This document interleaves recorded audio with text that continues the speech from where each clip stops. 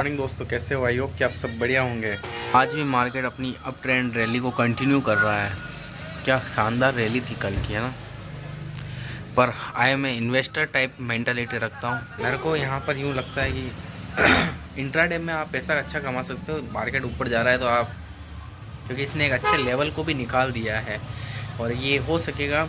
और एक round number भी ऊपर 26,300 का, तो हो सकता है यहाँ पर थोड़ी देर कंसोलिडेट करें और वापस अपने को 200 से 300 की रेंज में रुकेगा। पर ओवरऑल मार्केट 30,000 तक अपने को बहुत जल्दी देखने को मिल सकता है। हो सकता है इसी साल 2025 में ही देखने को मिल जाए।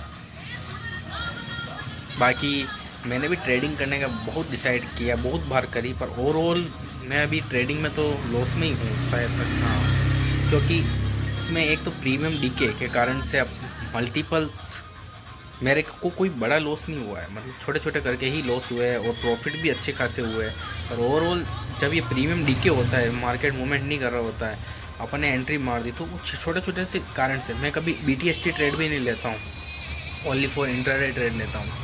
पर अभी जैसे मूवमेंट में भी मैंने ट्रेड मार दिया, तो ये यहाँ से नीचे आने की एक 5-10 मिनट भी वहाँ रुक जाएगा तो प्रीमियम नीचे आने लग जाएगा धीरे धीरे। तो प्रीमियम को पढ़ना बहुत डिफ़िकल्ट है।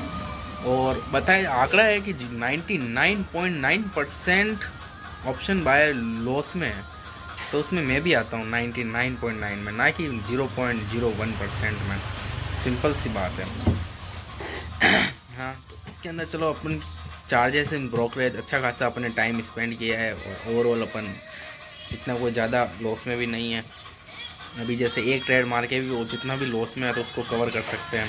पर ओवरऑल मैंने भी ट्रेडिंग से थोड़ा, इंडियन मार्केट की ट्रेडिंग से थोड़ा हाथ दूर कर रखा है।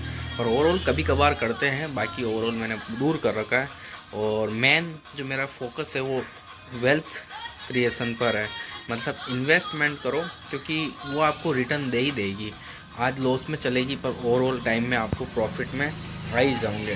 तो इन्वेस्टमेंट पर फोकस करना चाहिए। मैं खुद इन्वेस्टमेंट को लेकर अब थोड़ा फोकस। अब जैसे आपको एक चीज़ दिखाता हूँ, जैसे जिन्होंने इस ग्रीन कैंडल को देख कर एंट्री करी होगी ना, अब ये जैसी रेड कैंडल इतनी सी आई ना, पर इसमें प्रीमियम का मूवमेंट बहुत तगड़ा हो गया होगा। ये एक मिनट, इसको बैकग्राउंड म्यूजिक को थोड़ा बंद करते हैं। अब मैं यहाँ पर आपको ऑप्शन का चार्ट दिखाना चाहता हूँ। तो ये ऑप्शन चेन अपन ले लेते हैं 300 का ATM वाला।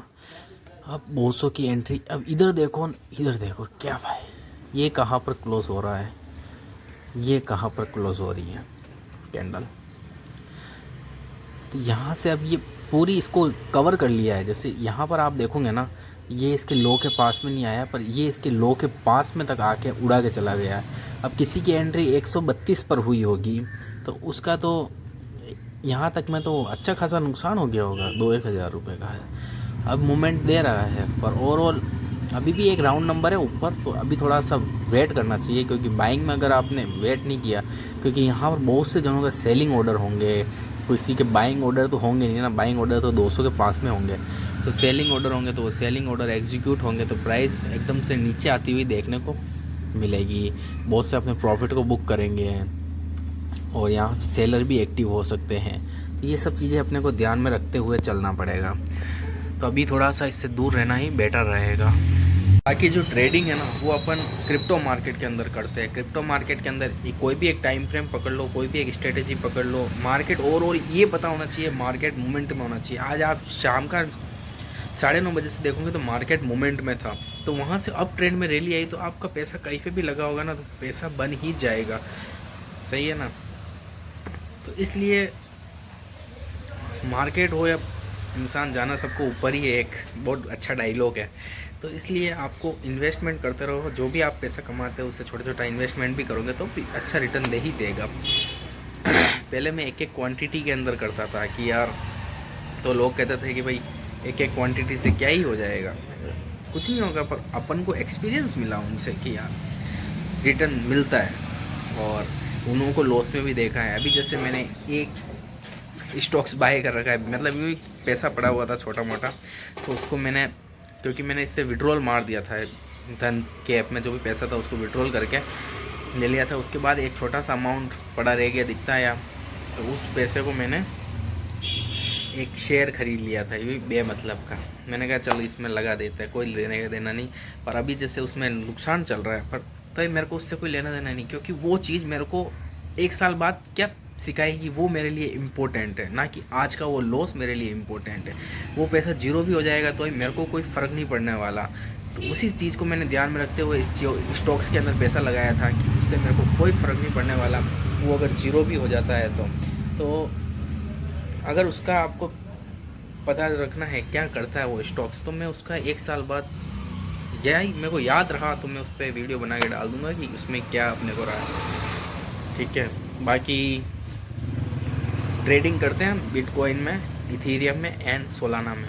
तो इसके अंदर भी हम ट्रेडिंग करते हैं, एक टाइम फ्रेम पकड़ रखा है, एक स्ट्रेटेजी पकड़ रखी है, उसके अंदर हम करते रहते हैं। तो वो भी मैं आपके साथ में शेयर करता हूँ। तो आप अगर नए हो तो मेरे इंस्टाग्राम पेज को ज़रूर फॉलो करो, क्योंकि मैं वहाँ पर अपडेट करता रहता हूँ जो भी चीज़ होती है। तो आप वहाँ पे जाके मेरे को फॉलो कीजिए। बाकी देखते हैं, अभी सुबह सुबह की 9:30 बज रही है, साफ़ सफाई करके बैठे हैं और अभी जस्ट मार्केट ओपन ही हुआ है। तो अभी मार्केट को भी देख रहे हैं, साथ में अपन क्रिप्टो मार्केट को भी अब जस्ट ओपन करते हैं थोड़ी देर में।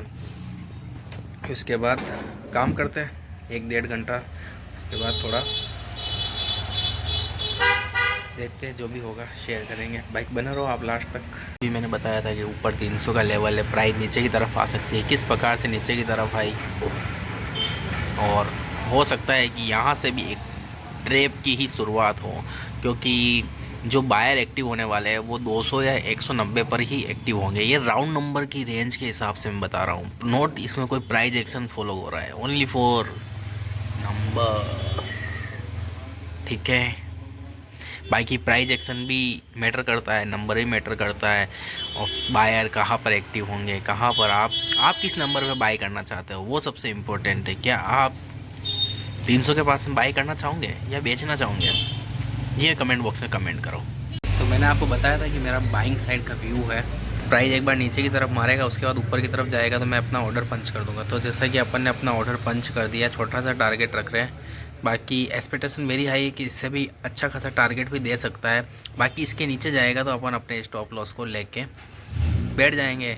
देखते हैं मार्केट अपने को क्या देता है इस ट्रेड में, स्टॉप लॉस देता है या टारगेट, सब मार्केट के ऊपर डिपेंड करता है।